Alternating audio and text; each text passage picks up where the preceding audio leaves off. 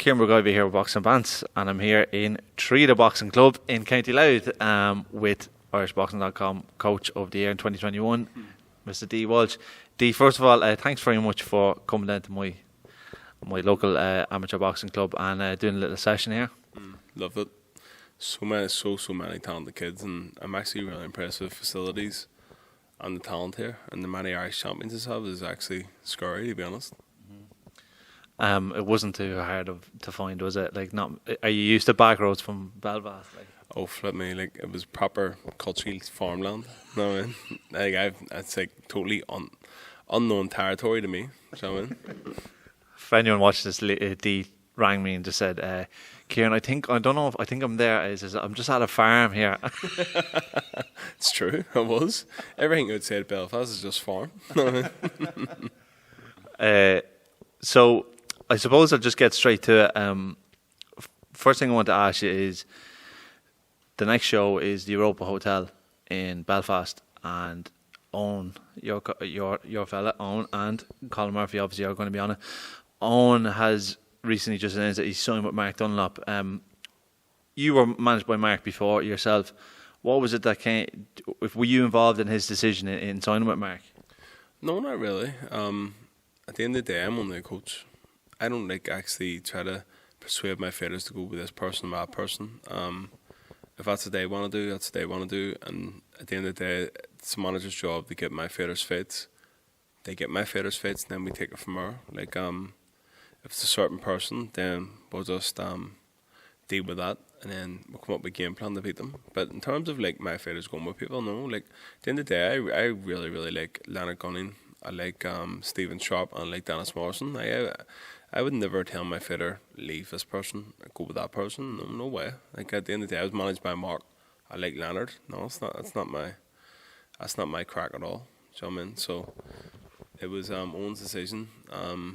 It was Boxing Ireland's decision to let him go. So at the end of the day, it is what it is. Mm-hmm.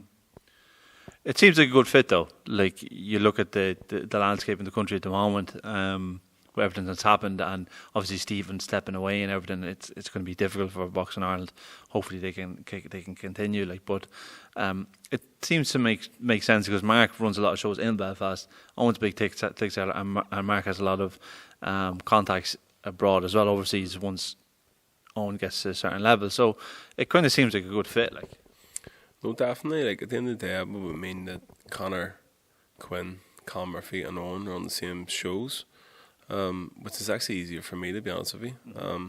Because Lewis Crocker and Potty would have been MTK, which would have meant that they were on the same shows, so I can get them both ready together. So it's going to be even easier for me now that Conor, Quinn, Colin, and Owen are on the same shows, because obviously you can get them ready at the same time, because it's been very, very slow in 2022, that the way it's been going. So it's good that the fact that they're going to get going now, and I look forward to being busy from now till the end of the year in terms of the pros, because I'm very busy in terms of the amateurs, but I really want to be busy now in terms of the pros. It's mad now, thinking the amount of fights that Owen's had, but this is actually going to be his first 6-rounder. It's mad, isn't it? Because you feel like now now the time is almost right for him to maybe to have an 8-round or whatever. But look, such as the circumstances with COVID and trying to get opponents to do 6 rounds, all these things, the cost. What in your mind is the goal for Owen between here and the end of the year? Well, I would love Owen to fight for maybe a Catholic title. Now, depends who that is against. So, but at the same time, a Catholic title would be brilliant, because that's like an 8-rounder, which would also qualify him for an Irish title. So hopefully by the end of the year, he would maybe get a Catholic title, and then that will qualify him for an Irish title. Now, who that's against is also like out of my control, but that's what I would like at the end of the day. And I think Owen's good enough to do both. Yeah. So I mean, then maybe push on and then step up, because as you say, Owen's only done 4 rounders, but it's only through circumstances, you say, it's like COVID, maybe fighters pulling out here and there and all, and we know the history behind that. But the Owen also has to maybe catch up a wee bit because he hadn't got really the amateur experience that I would have liked him to have had. But he's had brilliant sparring, and he's been doing really, really well against like good amateur fighters, and he's been getting the better of them. So everything's going good. He will be ready for like 6 rounders, 8 rounders, and 10 rounders soon enough. Dominic Dunnigan's fighting Graham McCormick for the cat. Well, we don't know if it is going to be for a belt or not, but they are going to be fighting an 8 rounder anyway. And Owen has said that he would fight Dom if Dom wins. Would you think that's more so because of the weight? He's thinking maybe because they fought before, and Dom more so would fight him probably at super welterweight. I think Owen wants to fight Dominic because Dominic beat him in the amateurs. I think that's the main thing. But at the same time, Owen is pretty small at welterweight, and I would like him to go down the light welterweight, super lightweight. So whatever happens. If Graham beats him, I still wouldn't mind Owen fighting Dominic just because he did beat Owen before. Mm-hmm. And when someone beats you, you do have that kind of itch you can't scratch. So I would like him to fight Dominic, but if he doesn't fight Dominic, it's actually, at the same time, it's not really a big deal. Mm-hmm. He has to further his career. He can't wait about on fighting people like Dominic or whatever. So whatever happens. If Dominic wins, he wins. If he doesn't, he doesn't. Just as long as Owen pushes on his career, that's just the main thing. Do you know what I mean? Yeah. Just very quickly, the two boys fighting, Dominic and Graham, we haven't had a domestic fight in quite a while, and so it's nice to see it. I'm not asking you to give me a prediction, but could you tell me what you think Dominic has to do to win, and what Graham you think has to do to win, or how you actually see the fight planned out from a technical and tactical point of view? Well, to be honest with you, it depends what Dominic Donegan shows up as well, because I've seen him in the past where it doesn't really look like his head hasn't been in the game and he's got bit. But then Graham is also one of these type of people that he gives everything he has, and fair play to him because he's a brawler. Do you know what I mean? He's southpaw in there. Yeah. So if anything, going by evidence what I've seen before, I would probably fancy Graham to win. But I've seen Dominic before at his best, and he's actually been dead on. Do you know what I mean? But at the same time, evidence showed probably Graham would be a wee bit better. Mm-hmm. And what do you think it is? Do you mean as in grit rather than actual technical prowess? Well, there's 3 things you need in their fight: technique, tactics, and mindset. Mm-hmm. I would say that Dominic would probably have the better technique out of the 2. But Graham probably has a better mindset. Mindset probably beats technique and tactics. Do you get me? Mm-hmm. So if you haven't got the right mindset, then you're not going to win. No matter how good your tactics are, and no matter how good your technique is. Mm-hmm. If your mindset is better, then you're going to come out better, if anything. So looks like Graham has a better mindset out of the 2. Colin Murphy, last fight, brilliant fight that you had last time. It was each round was very competitive, but he did win each round, and it was a tough fight for him. And now he's back out as well on the same card as Owen. What's your reflection after last fight, and what you're looking to change? Well, not change, but work on in the next fight. Well, when Colin came to me, it's actually his time last year, believe it or not. It's actually hard to believe it's been a year. But the first thing I done with him was practice head movement and also practice defense.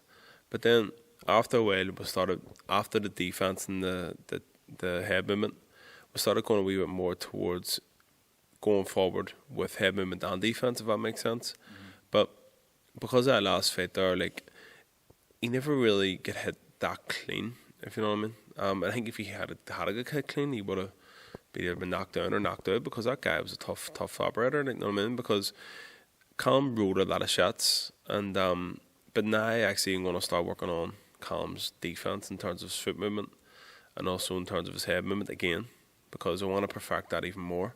Because even though he's riding shots, I don't want him to get hit at all. I don't want my fighters get hit. They're going to get hit at some stage, but I would prefer that they didn't get hit whatsoever. Do you know what I mean? Especially at this stage of the game where he's doing 6 rounders against, I don't want to disrespect them and say journeymen, but they're tough journeymen at the same time. So I would rather he didn't get hit. So I'm going to work a wee bit more on his defence, and we'll have done since his last fight. Paddy MacQuarie recently obviously has been named to be mandatory for the EU title. It doesn't look like that's going to happen yet. Have you any knowledge of his next fight? I know there's been whispers of the Fela. So is there any idea when he's out again? Well, I was actually talking to Jimmy Conlon last night, and it's looking very, very likely that he's going to be fighting on the Fela. Who that's against is not really confirmed yet, but it's looking like it's going to be one opponent in particular. And I haven't even, to be honest with you, I haven't actually really got to watch him just yet. But once he gets through this, and he will go through it,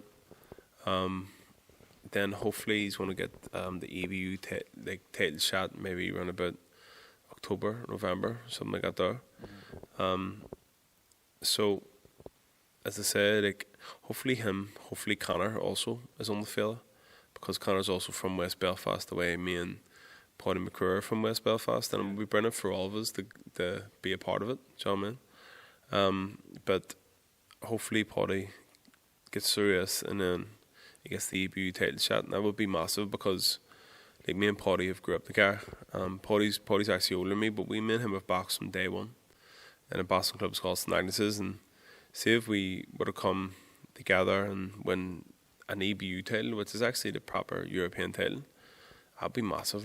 That would be bigger than anything that probably our area has ever seen. We're both from an area called St James's, and if we would have won that together, it would be absolutely unbelievable. Do you know what I mean? The legitimate European. Yeah. See, we won, obviously Paddy won the field last year. He won WBC International Silver, but this is massive.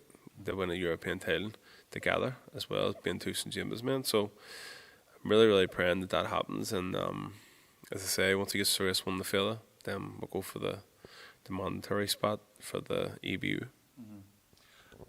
You also have Lee Reeves recently under you, and he's had his fight in Canada. That kind of seems to be his kind of stomping ground at the moment, because he's been associated with Lee Baxter pretty much all of his career. So he won the WBC and ABF. Any thoughts on what's the next move for Lee at all? Or? Well, talking to Lee, or he was saying to me that he's probably going to be back out in Detroit, which is actually not far away from Canada, Detroit, Michigan. And then it's looking like after that he's going to be probably back in Canada again, which is good. He's able to gain experience through it, and also me as a coach is able to gain experience through it. So everything's looking good for everybody in our camp. So I'm looking forward to what the future holds, for Lee, for Paddy, for all of them. Do you know what I mean? Hopefully more and more titles. It's 2022 now. We've had a slow start, so by the end of 2022 I would love more and more titles. Do you know what I mean? Right, well, I'll not keep you in much longer, Dee, because I know you've got a long drive back. But thanks very much for your time. Thanks for coming in and doing the session. I know the coaches appreciate it, and I appreciate your time obviously now as well. Thank you, Kieran. I appreciate it, man.